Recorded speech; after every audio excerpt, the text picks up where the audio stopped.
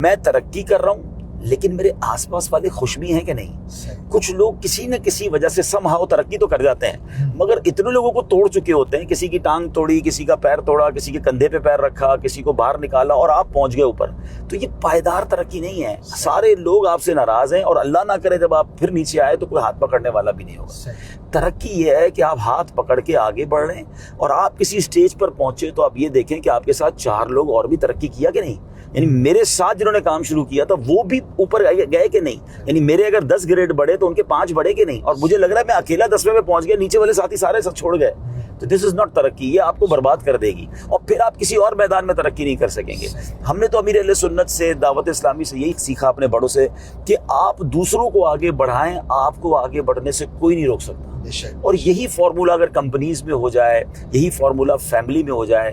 والد بعض اوقات بچوں کو انکریج نہیں کر رہے ہوتے, بھائی کو انکریج نہیں کر رہا ہوتا, وہ چاہ رہا ہوتا ہے میں ہی ترقی کر جاؤں. وہ ترقی نہیں ہوتی ہے. جب پوری فیملی گرو کرتی ہے نا تو آپ دیکھیں سب خوشحال ہو جاتے ہیں اور سب کو برکتیں ملتی ہیں. میں نے تو یہاں تک دیکھا اسد بھائی, اور الحمدللہ ہمارا بھی انداز ہے بزنس میں, ہم نے اپنے والد صاحب سے سیکھا تھا کہ اپنے امپلائیز کو بھی ترقی دو. یعنی اپنے امپلائیز کی ترقی میں, ان کی سیلری میں, ان کی کمائی میں تکلیف نہیں ہونی چاہیے. اگر وہ کسی جگہ پر کوئی اچھا کر رہا ہے, اگر مثال کے طور پہ کوئی ہمارے پاس جاب کر رہا ہے اور اس کو اچھی آفر آ گئی, اس کو جانے دیں.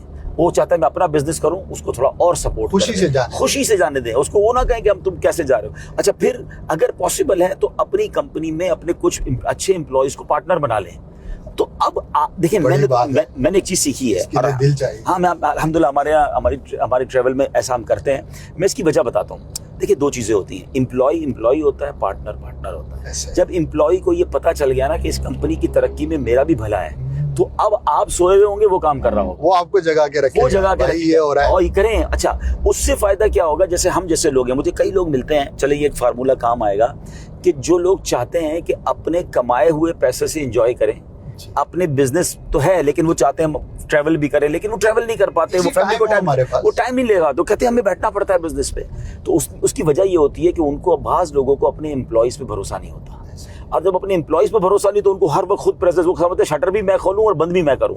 تو مجھے ایک بات بتائیں, پھر آپ نے جو پیسے کمائے اس کو انجوائے کب کریں گے؟ آپ ٹریول کب کریں گے؟ مکے مدینے کب جائیں گے؟ تو ٹریول ہی نہیں کرتے. تو میرے ساتھ کئی بزنس مین بیٹھے, میں نے ان کو سمجھایا, میں نے کہا اچھے امپلائیز رکھیں, اچھا انسینٹیو دیں, ان پہ بھروسہ کریں. 100 کی جگہ ہو سکتا ہے آپ 70 کمائیں گے, مگر وہ 30 آپ نے نہیں کمائے نا, اس 30 روپے میں آپ نے اپنی زندگی لے لی اپنے ہاتھ میں. اب آپ انجوائے کریں, اب آپ فون پر ہیں, اب آپ واٹس ایپ پر ہیں اور ساری دنیا ٹریول کریں, بزنس آپ کے لوگ کریں گے. تو آپ نے مجھے دیکھا ہوگا کہ میں کتنے دن ٹریول کرتا ہوں اور میں جاتا بھی ہوں آفس پہ تو آدھا 1 گھنٹہ چائے پینے جاتا ہوں, لیکن سارے کام اللہ کی رحمت سے ہو رہتے ہیں. اچھے لوگ اللہ کی بڑی نعمت ہے. آپ کے ساتھ بہت ساری چیزیں دیکھنے کا موقع ملتا ہے اور اس میں سے ایک یہ چیز ہے, اور اسی وجہ سے ہزاریں بندہ زیادہ کام بھی کر سکتا ہے. ورنہ کسی نے ایک مثال دی تھی اور بڑی اچھی تھی, جو شخص کسی پہ بھروسہ نہیں کر پاتا اور سارے کام خود ہی کرنے, تو ایسا ہے کہ اس نے بہت بڑا محل بنایا اور خود چوکیدار بن کے بیٹھ. بالکل 100% صحیح مثال دی آپ نے. اب اس نے محل کو انجوائے کب کرنا بھائی, تم خود چوکیدار. کمال کی ایگزامپل, بالکل ایسا ہزاروں لوگوں کی زندگی میں نام نہیں لیتا شہر کا ورنہ لوگ پہچان جائیں گے. ہمارے ایک دوست ہیں, ان کا جنرل اسٹور ہے.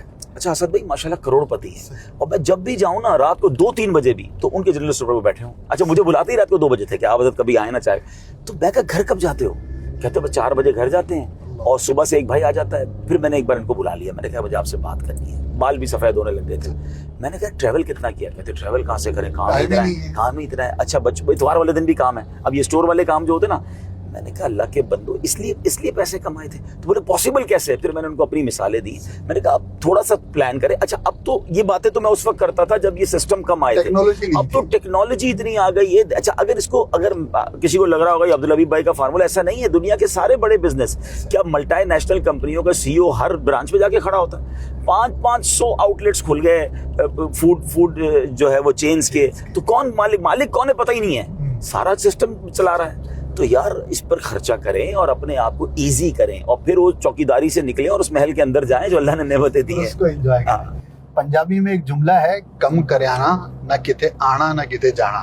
یعنی کرانے کی اگر آپ نے دکان بنا لی ہے تو نہ کہیں آنا نہ جانا. آپ کریانے کی دکان بھی سسٹم بیس کی جا سکتی ہے, ہم اس کو ڈسکریج نہیں کرتے. وہ ضروری ہے بھائی, وہ بند کر دیں گے تو ہمارے لیے مشکل ہوگا, لیکن اچھے افراد تلاش کر لیے جائیں, کسی کو اسی کا پارٹنر بنا دیا جائے. اچھا اس میں 2 فائدے ہیں.